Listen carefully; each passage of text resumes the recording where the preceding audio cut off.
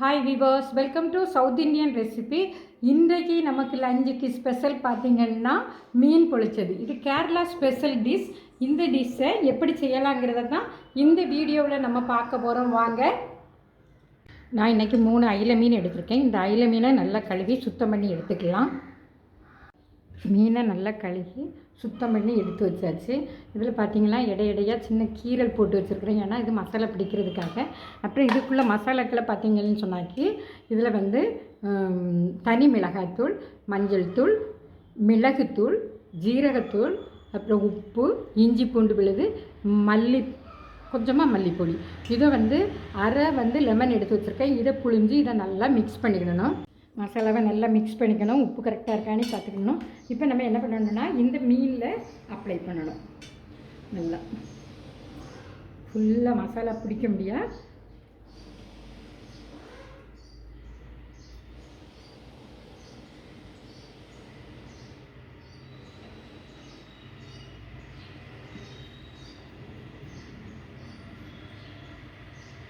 இப்படி இந்த 3 மீன்லையும் நம்ம வந்து மசாலாக்களை ஃபில் பண்ணணும்.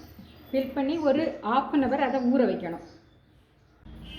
இப்போ மீனை தடவி வச்சு அரை மணி நேரம் ஆயிடுச்சு. இப்போ நம்ம இதை பொரித்து எடுத்துக்கலாம். பொரித்து எடுக்கிறதுக்காக நான் வந்து ஒரு பானை அடுப்பில் வச்சுருக்கேன். அதில் வந்து 5 டேபிள் ஸ்பூன் எண்ணெய் ஊற்றிருக்கேன். நான் தேங்காய் எண்ணெய் சேர்த்துருக்கேன். இப்போ எண்ணெய் சூடாகிட்டு இந்த மீனை நம்ம அதில் போட்டு பொரித்து எடுத்துக்கலாம். ஒரு பக்கம் வெந்தோடனே இன்னொரு பக்கம் அதை வந்து திருப்பி போட்டுக்கணும். ஸ்டவ்வை மீடியம் ஃப்ளேமில் வச்சுக்கலாம். ஒரு பக்கம் வெந்திருச்சு. இப்போ நான் மறுபக்கம் திருப்பி வச்சுருக்கிறேன். எப்போவுமே ஸ்டவ்வை வந்து மீன் பொரிக்கும் போது வந்து சிம்மில் அல்லது மீடியம் ஃப்ளேமில் வைக்கணும். அப்போ தான் அது வந்து கலராக இருக்கும், அல்லது கருத்துரும். 2 பக்கமே மீனை நல்லா வெந்துருச்சு. இப்போ நம்ம மீனை வேறு பாத்திரத்துக்கு மாற்றிக்கலாம். இப்போ இந்த மீனுக்கு தேவையான மசாலாக்கள் நம்ம ரெடி பண்ணணும். அதுக்காக பார்த்திங்கன்னா இதில் வந்து வெங்காயம், தக்காளி, பச்சை மிளகாய், பூண்டு, கருவேப்பிலை எல்லாமே எடுத்து வச்சுருக்கேன். இதை நம்ம வந்து நல்லா வதக்கி எடுத்துருக்கோம். அதுக்காக நான் வந்து இன்றைக்கி பார்த்திங்கன்னா 3 டேபிள் ஸ்பூன் எண்ணெய் வச்சுருக்கேன். இதில் வந்து இப்போ வந்து எண்ணெய் சூடாகிட்டு கொஞ்சமாக கடுகு போட்டுக்கலாம். கடுகு பொரியட்டும். கடுகு பொரிஞ்சிச்சு. கொஞ்சமாக சின்ன ஜீரகம் சேர்த்துக்கலாம். அதோடய பார்த்திங்கன்னா ஒரு 5 பல் பூண்டு சின்னதாக வெட்டி வச்சுருக்கேன். இதையும் சேர்த்துக்கலாம்.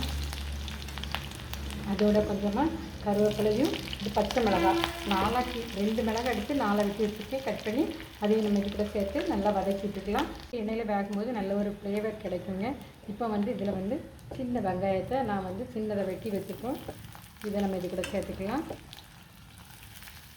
இது வந்து சின்ன வெங்காயம் போடும்போது நல்லா டேஸ்ட்டாகவும் இருக்கும், வாசனையாகவும் இருக்கும். இப்போ இதை வந்து கொஞ்சம் வதக்கி எடுத்துக்கலாம். வேகட்டும் இது. இப்போ இதோட 2 மீடியம் சைஸ் வெங்காயம் பல்லாரி வெட்டி வச்சுருக்கிறேன். இதையும் நம்ம இதோட சேர்த்துக்கலாம். இது கொஞ்சம் நல்லா வதங்கட்டும்.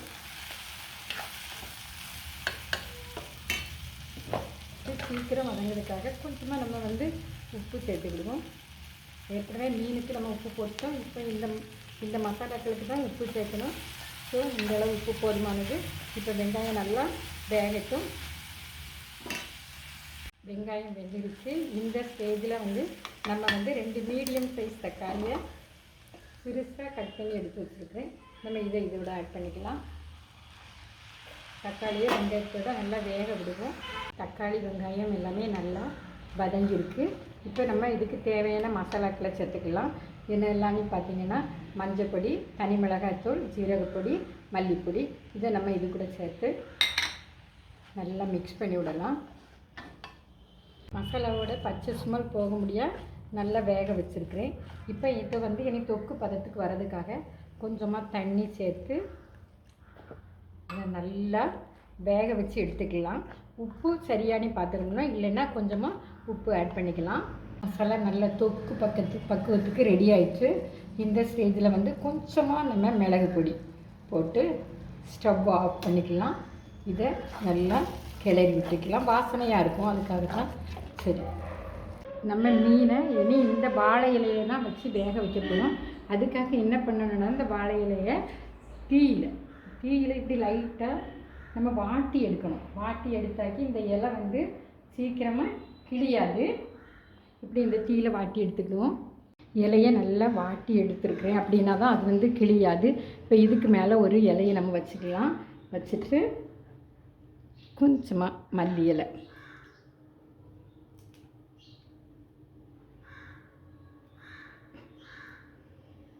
போட்டுட்டு கொஞ்சமாக மசாலா, நம்ம இந்த மீனை கவர் பண்ணுறதுக்காக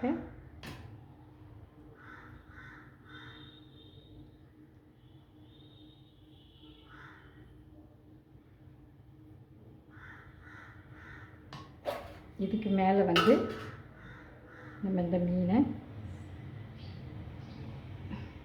இப்படி வச்சுக்கலாம். வச்சுட்டு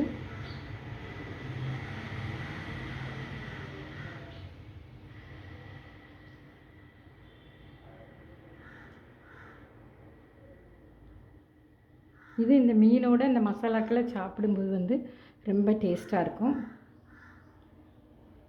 இப்போ நம்ம இதை வந்து ஃபோல்ட் பண்ணி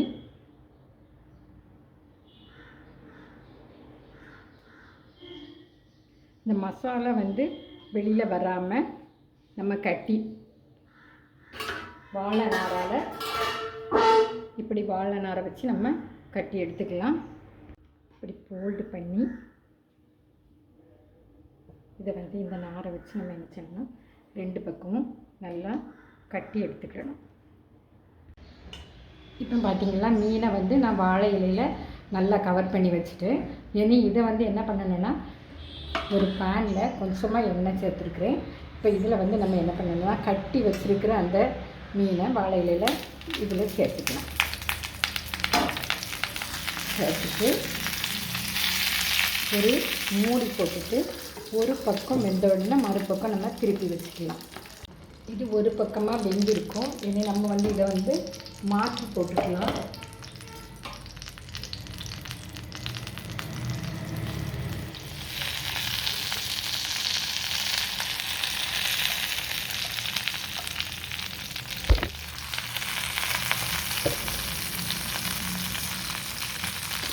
வேகட்டும்.